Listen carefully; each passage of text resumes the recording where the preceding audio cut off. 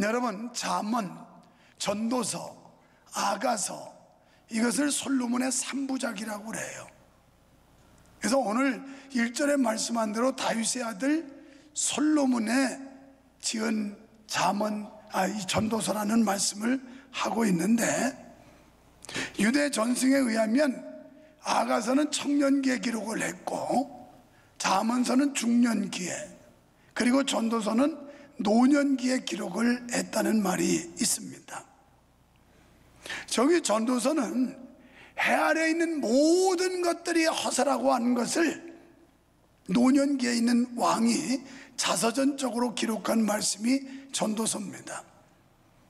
이 말씀의 기록 연대는 BC 940년에서 930년 사이에 지어진 말씀으로 이해하고 있습니다.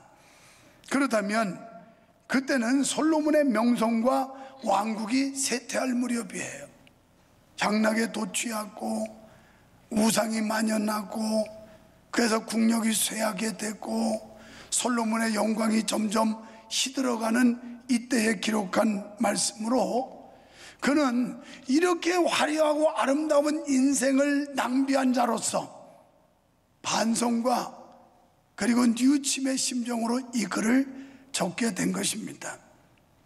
실제로 저자 솔로몬은 자신의 뼈아픈 경험을 토대로 하나님을 떠난 인생의 허무함을 피력한 후 하나님을 경외하는 것만이 진정한 삶의 가치라고 말씀하고 있습니다. 그러니까 자신의 경험을 토대로 하여 하나님을 떠났거나 하나님이 없는 인생의 모든 지식, 문화, 권력, 재물, 향락 등으로는 결코 만족함이 없다라는 겁니다. 그래서 모든 게 헛되다고 말하는데, 오늘 보아도 들어도 만족함이 없다고 그렇게 고백하고 있어요. 1절에 전도자라고 하는 단어가 나오는데, 히브리어로 코엘레트라는 말은 함께 부르다, 모다의 그 뜻의 원어가 칼이라고 하는 말에서 유래했는데요, 회집된 군중에게 진리를 전하는 자라는 뜻이에요. 그러니까 이 말씀은 진리라는 겁니다. 솔로몬이 체험을 하고 경험을 하고 자기 인생사에서 겪었던 경험을 토대로 해서 내가 겪어보니까 결국 하나님이 없는 인생은 헛되더라, 이것을 강조하고 있습니다. 부왕 다윗으로부터 튼튼한 국경과 그리고 막강한 경제력과 이런 것을 물려받았던 솔로몬은 태평성대를 누렸습니다. 그는 또 1000번제를 드린 후에 하나님께로부터 지혜를 받아서 주변의 열강의 요랑들이 다 와서 솔로몬에게 은금보화를 가지고 와서 지혜를 한 수 가르쳐 달라고 할 만큼 명성이 자자했던 사람입니다. 하지만 중반기를 넘어 말년 동치에 접어들면서 솔로몬의 영광은 사치와 방종으로 흘렀습니다. 그 결과 나라는 기울어지게 됐고 민심은 흉흉하게 되었던 것입니다. 세상에서 모든 만족을 누렸던 전도자는 인생의 말년에 이르러 자신의 삶을 돌아보면서 하나님을 떠난 인생의 모든 설계는 헛되다라고 단정짓고 있습니다. 먼저 헛되고 헛된 인생입니다. 여러분, 하나님 없이 사는 모든 인생은 온갖 쾌락과 풍부한 물질을 취한다 할지라도 그것 자체를 목적으로 한다면 허무하고 헛되다라고 하는 것입니다. 전도자는 바로 이러한 인생의 허무함을 가리켜 헛되고 헛되며 헛되나니 모든 것이 다 헛되다라고 2절에서 말씀합니다. 여기 헛되다는 단어는 헤벨이라는 말인데, 우리가 꽁꽁 얼어붙은 엄동설안에도 입김을 한번 확 불으면 하얀 입김이 순간적으로 나와요. 그러나 그 입김은 순식간에 사라지는, 이걸 말하는 겁니다. 잠깐 보이다가 없어진다는 이런 개념이에요. 그래서 추운 겨울에 하면 하얀 입김이 보이지만 금세 온데간데 없이 사라지는 것처럼 이 하나님이 없는 인생들, 하나님을 등진 삶은 이렇게 순간적인 삶이요 순식간에 사라질 수밖에 없다는 겁니다. 결국 이 말씀은 시간적으로 아주 짧은 순간을 의미하는 말씀입니다. 야고보서 4장 14절에서 보면 내일 일을 너희가 알지 못하는도다. 너희 생명이 무엇이냐? 너희는 잠깐 있다가 없어지는 안개와 같은 존재라. 온 대지를 뒤덮었던 안개도 맑은 태양이 솟아오르기만 하면 온데간데 없이 사라지죠. 여러분, 인생이 바로 이런 거라는 겁니다. 우리는 5분 후의 일도 알 수가 없습니다. 지금 이 시간도 하나님이 우리의 영혼을 거두어가면 우리는 싸늘한 시신으로 바뀌게 되고, 여러분의 몸은 더 이상 집으로 귀가하지 못하고 병원, 장례식장, 냉동고에 들어가야 하는 게 인생이라는 겁니다. 이사야 57장 13절에 우상 숭배하는 자 다 떠내려가고 바람에 떠가겠고 나를 의지하는 자는 땅을 차지하리라 그랬습니다. 결국 세상 것들을 의지하고 인생 의지하는 사람들은 바람과 함께 다 날아가고 떠내려가고 오직 여호와를 의지하는 사람만이 땅을 차지한다라고 말씀합니다. 그러니까 이 단어는 매우 순간적입니다. 무익하고 허탄하다는 뜻입니다. 헛되고 헛되다라는 말은 히브리어 표현상 최상급에 해당하는 단어로서 헛된 것들 중에 가장 헛되다는 뜻입니다. 쉽게 변하고 사라져버리는 것이 인생입니다. 사전에 한 세대는 가고 한 세대는 온다고 그랬습니다. 히브리 원문에는 분사를 사용하여 한 세대는 항상 무대에서 사라진다는 거예요. 그리고 또 다른 세대가 무대에 등장한다는 겁니다. 어쩌면 지금 여러분과 제가 이 현실 무대에 있지만은 우리 한 세대도 이 무대에서 사라질 날이 온다는 겁니다. 이 무대를 다른 사람에게 다 비워주고 양보하고 다음 세대가 이 무대를 장식할 그런 날도 온다는 겁니다. 이처럼 인간은 이 땅의 순례자요 조수에 밀려갔다 떠내려가는 부초와도 같은 인생이라는 거예요. 결국 우리의 위치가, 우리가 자리 잡고 있는 이 자리가 영원하지 않다는 거예요. 언젠가는 다 비워주고 떠나야 될 날이 있다는 것입니다. 이는 인생의 무상함을 강조하는 것입니다. 사랑하는 성도 여러분, 인생은 덧없이 지나가고 마는 것으로 세속적 삶이 허무하다는 것을 배워야 합니다. 그리고 우리의 인생은 유한하다는 사실을 우리는 인정해야 됩니다. 여기 있는 여러분이나 설교하는 저나 다 죽습니다. 언제인지 모르는 것뿐이지 우리는 언젠가 이 세상을 떠날 날이 분명히 있습니다. 왜냐하면 지금까지 영원히 산 사람이 단 한 명도 없기 때문에 그렇습니다. 하나님이 정한 수완이 다 끝나면 우리는 가야 하는 거예요. 내가 산부 예배 올라오기 전에 오늘 목도 극도로 아주 부어서 나쁘고 몸도 굉장히 안 좋고 그래서 숨을 헐떡이고 있었더니 제 아내가 그러는 거예요. 여보, 몸 관리 잘하라고. 쓰러지면 당신만 억울한 거라고 해서 당신이라고 하지 말고 내가 안 된다고 그래. 이 사람아, 남편 죽으면 사모가 별 볼 일 없는 거 아니야. 나를 위해서 당신이 오래 살아야 된다고 그래야지. 죽은 사람이 뭘 알겠나. 그거 죽으면 끝나지. 그랬더니 그 말 받아서 하는 말이, 그러면 하나님 앞에 갔을 때 너는 왜 건강관리 잘못했다가 사명도 못 감당하고 왔느냐 책망받는데요. 꼭 나한테 책임을 밀더라고. 내가 그 말에 여보, 당신 쓰러지면 안 돼. 나를 위해서도 살아줘야 돼. 막 이럴 줄 알았더니 당신 쓰러지면 당신만 억울한 거니까 그러지 말라고 이러더라고. 그래서 내가 맞받아쳤어요. 그게 아니고 여보, 나 때문에라도 당신이 좀 오래 버텨줘야 된다고 그러라고. 사실이에요. 유목사 쓰러지면 뭐 서성자 여사는 개밥의 도토리예요. 후임자면 당장 쫓겨나야 돼요.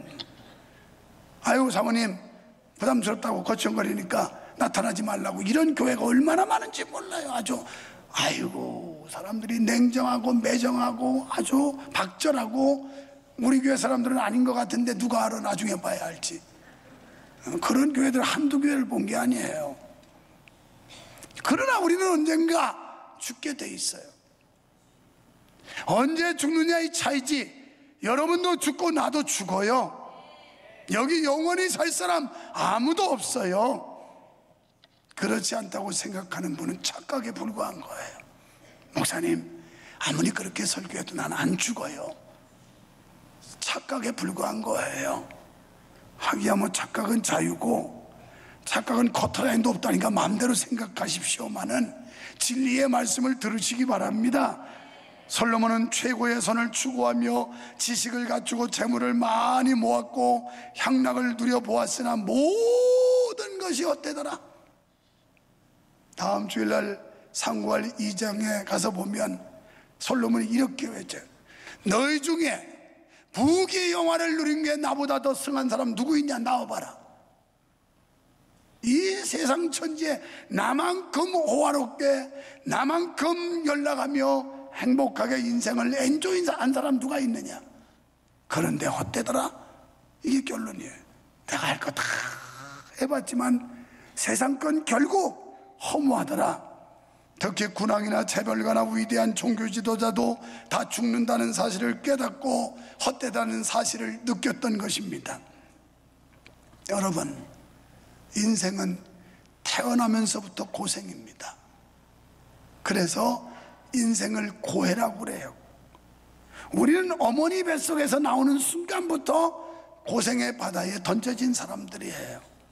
생존을 위해 고통을 겪어야 하고 다른 사람과의 경쟁에서 낙오하지 않기 위해 수고해야 하고 이 일 저 일 모두가 우리의 수고를 요구하고 있습니다. 농부는 땀을 흘려야 가을에 수확하여 생을 이어갈 수가 있습니다. 우리의 삶에는 수고와 고통이 끊어지지 않고 있습니다. 우리는 이 땅에 살면서 무엇인가를 남기고 싶어 합니다. 그 때문에 늘 수고가 끊이지 않지만 그 수고의 끝에는 만족이 없어요. 무엇인가를 이루어 놓은 것 같지만 결과는 진정한 의미에서 아무런 만족도 기쁨도 주지를 못한다는 것입니다. 많은 지식과 지혜는 사람을 빛나게 하지만 이것이 우리를 번뇌케 하고 근심을 더 쌓이게 합니다. 두 번째는 해 아래서 참 지혜를 찾을 수가 없다라는 겁니다. 여러분, 전도자가 허무하다고 비관적으로 생각한 지혜는 해 아래에 있는 세상적이고 육신적인 것들을 말하는 겁니다. 다시 말하면 우리의 삶의 목적과 가치관이 세상적이면 거기에는 아무리 얻고 누려봐도 만족도 행복도 없다라는 겁니다. 그러므로 이제 우리는 시선을 위로 돌려야 합니다. 아래를 봤던 우리의 시선이 위를 바라볼 수 있어야 되고, 땅을 보았던 우리의 시선이 하늘을 볼 수 있을 때 소망이 있는 줄로 믿습니다. 그래서 시편 121편에서 시편 기자는 말하기를 내가 눈을 들어 산을 보리라. 나의 도움이 어디서 올꼬? 천지를 지으신 여호와에게서로다. 그는 졸지도 주무시지도 아니하시며 나를 지키시는 자라고 고백하고 있습니다. 이렇게 하나님의 완전한 보호하심, 하나님의 은총과 은혜 속에 산다고 믿어질 때 우리 마음에 참된 평화, 참된 기쁨, 진정한 만족을 얻게 될 줄로 믿습니다. 그러니까 하늘의 신령한 지혜요 구원에 이르게 하는 지혜입니다. 이 세상의 지혜로는 결코 인생이 안고 있는 본질적인 문제를 해결하지 못합니다. 특별히 전도자는 세상적인 지혜를 가지고 인생의 의미에 대해 탐구하면 할수록 자신에게 더 큰 실망만 안겨주었음을 고백하고 있습니다. 여러분, 이제 해 아래서 시선을 해 위로 돌립시다. 우리 인생의 궁극적 해결자이시며 구원자이신 하나님께로 눈길을 돌리시기를 축원합니다. 성도 여러분, 전도자가 체험한 대로 인생사 모든 것은 한숨처럼 헛되고 무익합니다. 새로운 것이 없고 참 구원의 지혜가 없습니다. 그렇다면 이제 어떻게 해야 될까요? 해 아래 모든 것이 헛되고 또 헛된데 어떻게 해야 될까요? 낭망하고 절망해야 할까요? 오늘 집에 돌아가셔서 20층 베란다에서 뛰어내려야 될까요? 아니면 수면제를 한 움큼 사다가 저녁에 잠들 때 먹고 조용히 가셔야 할까요? 아니면 저녁에 가족들이 번개탄 갖다 펴놓고 탄산가스 마시고 죽어야 될까요? 이산화탄소 마시고. 그게 아닙니다. 우리는 이런 세상에서, 이런 우리가 허무한 세상에 살면서 이걸 극복하지 못한 사람들이 허무주의에 빠지고 염세주의에 빠지는 겁니다.